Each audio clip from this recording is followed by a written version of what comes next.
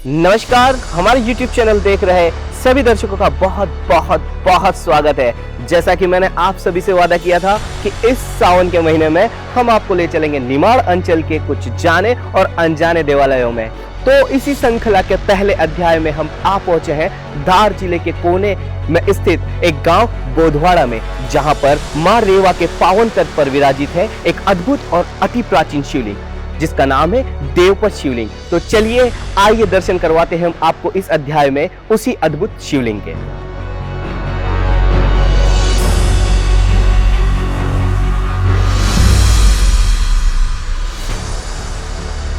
चलिए दोस्तों, हम आ पहुंचे हैं उसी शिवलिंग के प्रांगण में जिसके बारे में मैं आपसे जिक्र कर रहा था, जिसका नाम है देवपत। ग्राम बोधवाड़ा में स्थित ये अति प्राचीन शिवलिंग देवपत शिवलिंग के नाम से जाना जाता है। चलिए आपको इस मंदिर में ले चलते हैं। आइए दोस्तों, हम बात करते हैं इस मंदिर की संरचना के बारे में। ये जो मंदिर है, ये मंदिर श्री यंत्र पर बना हुआ है। इसकी संरचना जो है वो श्री यंत्र की है और इसके गर्भगृह में विराजित है भगवान शिव का अति प्राचीन शिवलिंग।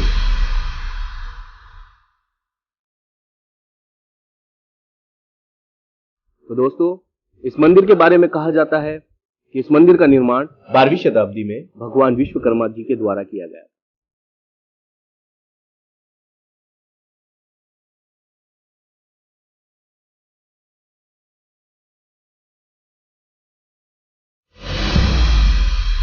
इस मंदिर का उल्लेख नर्मदा पुराण और शिव पुराण दोनों में देखने को मिलता है। शिव पुराण में इन्हें देवेश्वर और नर्मदा पुराण में इन्हें देवपत के नाम से जाना जाता है।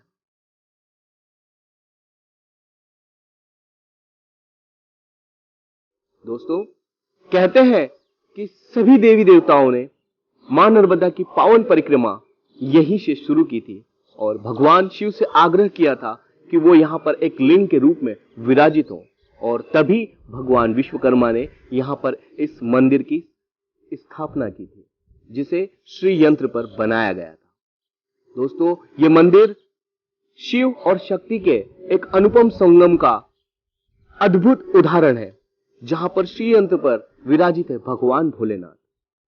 श्री यंत्र मां शक्ति का प्रतीक है, वहीं भोलेनाथ उस श्री यंत्र पर विराजित है। तो ऐसे शिवलिंग के दर्शन मात्र से ही भक्तों की मनोकामना पूर्ण हो।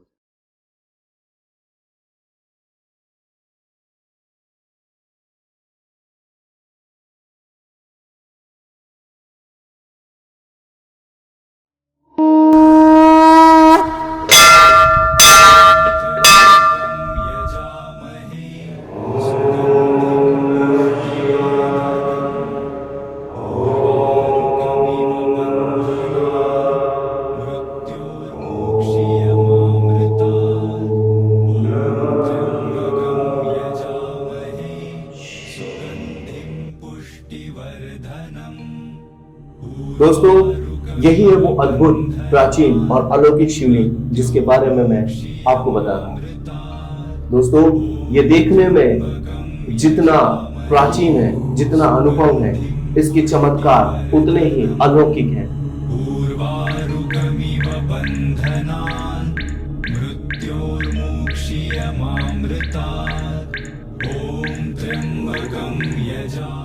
दोस्तों, मैंने आपको पहले ही बताया है कि यह मंदिर जमीन के नीचे भी है। कहते हैं कि इस मंदिर के रास्ते में पहले गुफा हुआ करती थी और वहां से ही इस पूरे शिवलिंग के दर्शन होते थे, लेकिन समय के साथ साथ मां नर्मदा के बढ़ते घटते क्रम के कारण वो गुफा कहीं ढक सी गई और फिर अंततः उसे एक शिला से ढक दिया गया और अब भगवान भोलेनाथ के इस 1.5 फीट के शिवलिंग के यहाँ पर दर्शन होते हैं। इस देवपत शिवलिंग के दर्शन मात्र से भक्तों के सारे कष्ट दूर हो जाते हैं और उनकी मनोकामनाएं पूर्ण होती है। एक ऐसा अद्भुत और अनोखा शिवलिंग।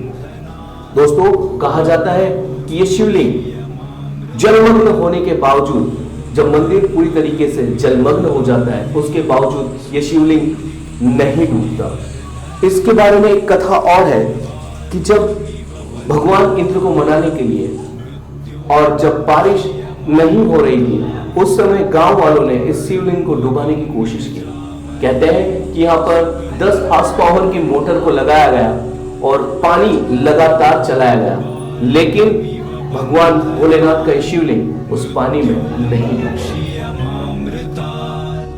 ओम त्र्यंबकं यजामहे सुगंधिं पुष्टिवर्धनम् उर्वारुकमिव बन्धनान् मृत्योर्मुक्षीयमामृतात्।